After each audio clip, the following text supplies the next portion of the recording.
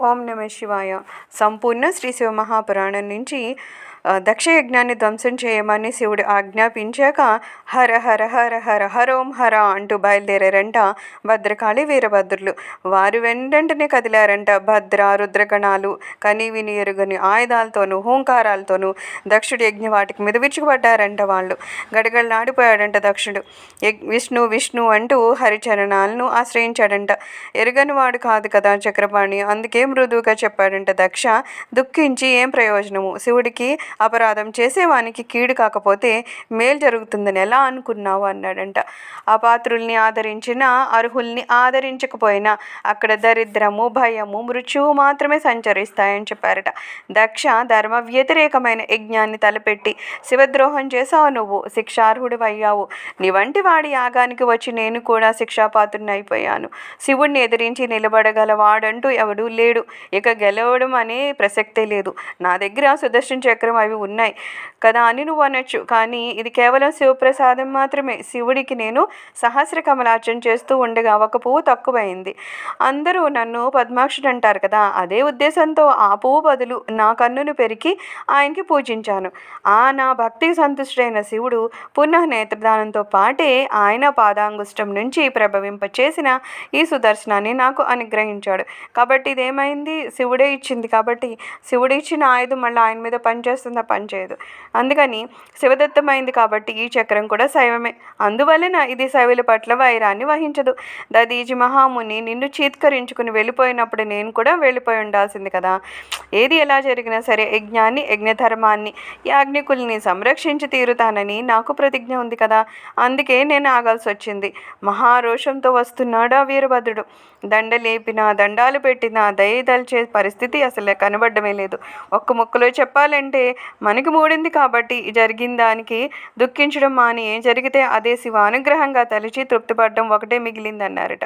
వెళ్ళు అని చెప్పి దైన్యం కప్పుతున్న హృదయానికి స్థైర్యం గరుపుతూ శివాధ్యానంలో మునిగిపోయారంట. మహేంద్రుడు అలా ఊరుకోలేకపోయాడు. దేవతలకి రాజు కదా ఇంద్రుడు, అందుకని ఐరావతాన్ని ఎక్కి తన సైన్యాన్ని కూడా పురుగొల్పాడంట. వీరభద్రుడిని ఎదిరించాలని ప్రయత్నం చేస్తున్నాడంట. తమ నాయకుడే తగువకు తయారయ్యారు కదా అని చెప్పి తామేమైనా తక్కువ తిన్నామా అనుకుని గబగబా యుద్ధ సన్నిధులై వాహనాన్ని అధిరోహించారంట తదితర దేవతలు కూడాను.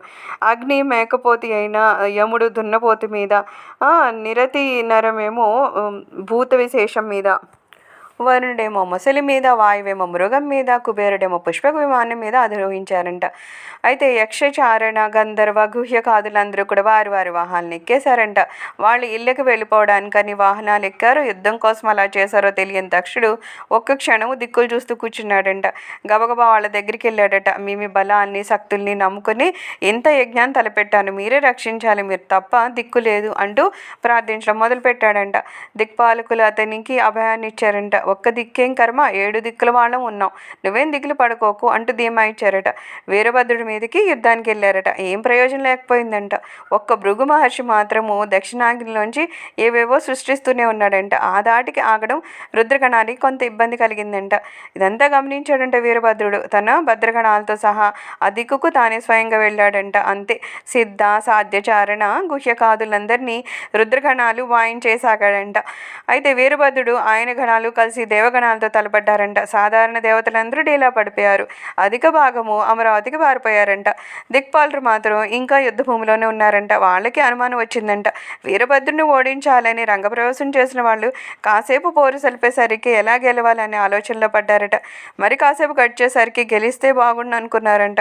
ఇంకొంచెం సేపు గెలవగానే గెలుస్తామా అనే సందేహంలో పడ్డారట. అనుమానం ఉంచుకోకూడదు కనుక దేవగురువు అయిన బృహస్పతి దగ్గరికి వెళ్ళి ప్రశ్న అడిగారంట. తెగేసి చెప్పారంట బృహస్పతి గారు, మీ ధైర్యం కాదు గెలవడం అని. అవతల వీరభద్రుడు విసురుతున్న అగ్నిబాణాలకి అసంఖ్యాకులు ఆహుతులైపోతున్నారంట. ఋషులు కూడా భయభ్రాంతులైపోయారంట. ఎడంగా కూర్చుని ధ్యానమగ్ని ఉన్నారంట విష్ణువు. చేతులు అంటుకున్నాక ఆకులు పట్టుకున్న వాళ్ళ ఉన్నారంట. ఋషులంతా ఆయన ప్రాధేయపడ్డారంట. దక్షుడినంటే కాదనగలిగాను కానీ ఋషుల్ని ఎలా కాదనగలను? అందున స్థితికర్తగా చలామణి అవుతున్నాను కదా, తప్పదురా నాయన అనుకున్నాడంట విష్ణు భగవానుడు. లేచి వచ్చాడంట రణభూమిలోకి. అలా వస్తున్న విష్ణువు కేసి ఒక్క చూపు చూశారంట వీరభద్రుడు. పరమ పాపాత్ముడిని యములాడుతున్నట్లుగా ఉంది ఆ చూపట. అలా చూస్తూనే మెల్లగా పెదవి విప్పాడంట వీరభద్రుడు. దక్ష రక్షణార్థం వస్తున్నావా పుండరీక్షారా? నువ్వు కూడా ఇలా శివ విరోధం అవుతావు అనుకోలేదు. ఒకవేళ నీకు విషయం తెలియక వస్తున్నావేమో. శ్రద్ధగా విను. ఎద్దవాటికిలో దక్షుడు మన తల్లి సతీదేవిని క్షోభపెట్టాడు. ఆమె యోగాగ్ని దగ్న అయిపోయేలా చేశాడు. దదీజి వంటి ఉత్తముల మాటలు పెడచెవిన పెట్టాడు. శివద్రోహంతో నిండిపోయింది ఈ యజ్ఞమంతా. శివదూషణ చేశాడు. ఇంత జరిగినా తన్ని రక్షించేవారెవరున్నారా అని తారట్లాడుతున్నాడు. అయినా నువ్వా దక్షుడి పక్షాన్ని నిలబడతానంటే నాకే అభ్యంతరం లేదు. యజ్ఞాతుల యందు ప్రలోభులు కదా మీరు. రా, నా ఈ త్రిశూలంతో నీ రొమ్ము గాడనేస్తాను. శివుడు నీకు శరణీయని పక్షంలో నువ్వు యుద్ధమే చేస్తే నిన్నెవడు కాపాడుతాడో చూస్తాను. రావయ్యా రమాపతి రా అన్నారట. అతి సుతారంగా ఆరంభమే అంత్యవేళ మేఘగర్జన్ని సైతం తిరస్కరించేలా పరిణమించిందంట వీరభద్రుడి కంఠస్వరము. మృదువుగా అందుకున్నాడంట మాధవుడు. వీరభద్ర, నేను శివద్రోహిని కాదయ్యా. సృష్టి సమస్తంలో అందరికన్నా గొప్ప శివభక్తుడిని నేనే. కానీ బ్రహ్మబంధు అన్న దృష్టితో దక్షుడి ప్రార్థనని మన్నించి ఈ యజ్ఞానికి వచ్చాను. యజ్ఞాన్ని రక్షిస్తానని ప్రతిజ్ఞను పూనున్నాను కదా, అందువల్ల ఇక్కడికి వచ్చి దదీజితో పాటే వెళ్ళిపోకుండా ఆగిపోవాల్సి వచ్చిందయ్యా అన్నాడంట. ఇప్పుడు ఋషులు ప్రార్థన వలన నీ ముందు నిలబడ్డానే కానీ నేను చేస్తుంది కానీ నా చేత చేయబడేది కానీ ఏమీ లేదు. ప్రతిజ్ఞాభంగాన్ని ఆ పరమేశ్వరుడు హర్షించడు. అందుకే వచ్చాను. నా ప్రతిజ్ఞ నెరవేరడం కోసమని అనుగ్రహించు, ఉపేక్షించకు. నువ్వన్నట్లే కానీ యుద్ధాన్ని ప్రసాదించు. అదే శివసంకల్పం అన్నాడు. వీరభద్రుడు ఆ ఒక్క విష్ణువు పట్ల మాత్రం ప్రసన్నుడయ్యాడట. ఇద్దరము శివకింకర్లమే. ఇప్పుడేం దారి అని అడిగాడంట. యుక్తిపరుడా విష్ణువు, ఏముంది, నీ బాణాలతో నన్ను కప్పేయి, అంతే చాలు. నా దారి నేను వైకుంఠానికి పారిపోతాను అన్నారట. సర్వం శ్రీ శివచరణారవిందార్పణమస్తు. లోకా సమస్త సుఖినో భవంతు. విష్ణువు వీరభద్రుల యుద్ధము తర్వాత వీడియోలో చూద్దాం.